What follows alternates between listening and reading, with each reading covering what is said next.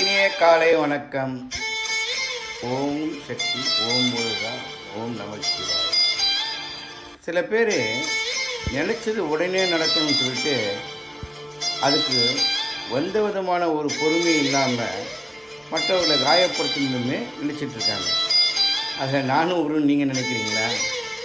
அப்படியே இருக்கட்டும், அது ஒன்றும் பெரிய விஷயம் இல்லை.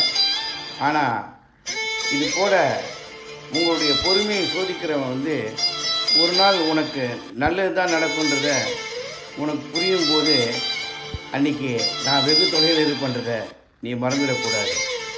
காரணம் என்ன தெரியுமா? உனக்கு என்ன செய்யணுன்றது அனுபவம் வாய்ந்த எனக்கு தான் தெரியும்.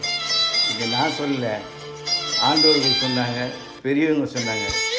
பெரியவர்களை மதித்து நடக்க கற்றுக்குங்க. அப்படி தவறும் பட்சத்தில் நீங்கள் எழுந்ததை எதையும்